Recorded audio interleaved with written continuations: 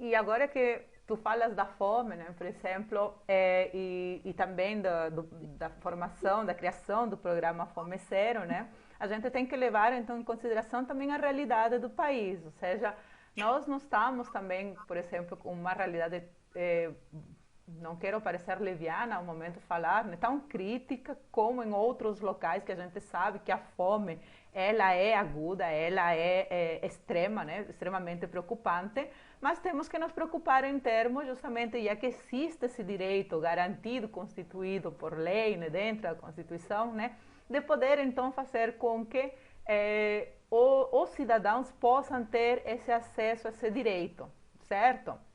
Então, assim, eu estava olhando os dados, né? Eu sempre falo para os alunos em aula, né? O Brasil em notas, né? Sempre falo isso, né? Então, a FAO, ela fez justamente a partir, ela tem o ranking dos países, né? De como ele vai se desenvolvendo dentro da questão das metas que eles mesmos se traçaram, né? E há um ranking, então a FAO agora ela estipulou uma nova meta para ter um mundo em fome zero até 2030. A gente sabe que essa realidade em muitos dos países, sobretudo se a gente pensa no nível do Brasil, vai ser um pouco complicada de atingir essa meta, né? Essa fome zero. Até porque se a gente analisa também a progressão do Brasil, a gente vai ver que os estudos nos mostram que a partir de 1981 o Brasil estava em um índice muito forte de fome, o que é chamado de fome moderada, talvez dentro da linguagem da FAO, né? O que a gente vai ver é que a partir do final da década de 80 para a década de 90 começa a haver uma queda. Nos anos 2000 há uma subida justamente da pontuação no ranking, né? E essa subida de pontuação é alarmante, porque outra vez nos coloca num nível moderado. E a partir então de 2005 é que o Brasil começa a cair. Tanto que o nosso nível menor no ranking, né, que nos deixa num nível leve de fome, é em 2016. Mas a partir de 2016 a coisa outra vez volta a desandar e o Brasil novamente está subindo sua pontuação sobre a questão da fome. O que me chamou a atenção é que o IBGE, ele, em princípio, ele começou também a fazer um ranking da fome, mas a partir de 2013 não se fez mais esse ranking. Então, e como o IBGE então tem medido essa fome justamente pelo nível do índice de pobreza. E o que a gente tem visto é que a partir de 2013, o índice de pobreza, de extrema pobreza no Brasil, tem aumentado e em números alarmantes. Então, como poderíamos então criar políticas públicas que possam chegar para essas pessoas em essa situação de extrema pobreza, para que seja garantido o direito cidadão, porque é um direito cidadão, é um direito básico, um direito social, né, de que essas pessoas tenham acessibilidade então a essa segurança alimentar, além do fome zero. Sim, eu acho que tem uma coisa que é importante quando a gente fala de direitos, é pensar que a gente tem vários direitos, né? Nós temos direito à saúde, direito à alimentação, direito à moradia, direito à educação, são direitos básicos, tá? E eles, a gente não pode nunca dissociar nenhum deles, tá? O problema das políticas públicas no Brasil são políticas feitas dissociadas umas das outras, tá? São uma aqui, outra aqui, e a gente não tem uma política que ela junta todas essas questões, todos esses direitos no só. Então,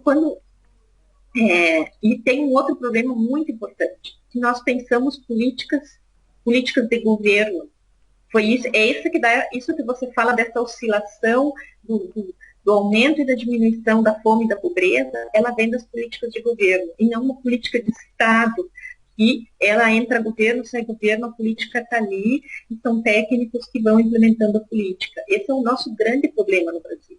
Tanto que a gente criou um ministério na década de 90, esse ministério foi extinto depois, né? E o que significou a extinção do ministério? Não é uma questão de diminuir custo, né? O que se diminui são políticas muito importantes, né? E a gente tem que pensar que determinados custos econômicos, eles não são custos, eles são investimentos. Tá? Porque a política da alimentação, por exemplo, uma população bem alimentada significa menos gasto na saúde. Isso muita gente não se dá conta de que a alimentação, ela não é só alimentação. Uma população bem nutrida, né? Crianças bem nutridas, elas têm melhor desempenho na escola, têm índices educacionais melhores. Então, você tem menos gasto na saúde, tá? Porque pessoas bem alimentadas, elas têm uma saúde melhor. Crianças bem alimentadas têm um desempenho melhor na escola, então você tem níveis de educação mais elevados, né, desempenho escolar melhor, significa que um país, uma nação que investe na educação, a gente sabe que esse país ele tem ele tem um desenvolvimento humano, um desenvolvimento político, um desenvolvimento social melhor. Então, são todas essas políticas, elas têm que ser casadas, né? Todos esses direitos, eles andam juntos, a gente não consegue pensar, né? A alimentação é saúde. Então, quando você investe para a diminuição da pobreza, você está investindo, você está garantindo que você vai gastar menos, né, na saúde. Né? Então, você não está tirando de lugar nenhum, você está colocando mais. Então, não há uma perda econômica, há um ganho econômico muito grande. Então, às vezes a gente ignora isso, né? E agora, principalmente, a gente se dá conta disso nesses tempos de pandemia, tá? Então, são nesses momentos onde que afloram coisas, né, diferentes, extraordinárias, ou, né, a gente se dá conta de quanto as políticas não casadas, elas geram esse caos que a gente vive hoje no Brasil. Né? Não só hoje, a gente vive um caos constantemente, né? Mas é muito mais perigoso isso, né? Então, quando você me pergunta quais são as grandes, eu acho que dificuldades da implementação de políticas, eu acho que muito é isso, a não visão de que nós temos que juntar as políticas públicas e fazer uma política pública de Estado. Então, por isso que nós não avançamos em termos de, do combate à fome, e ela oscila, né, os índices oscilam dependendo dos anos. Tá? Acho que isso é muito importante para a gente assegurar o direito.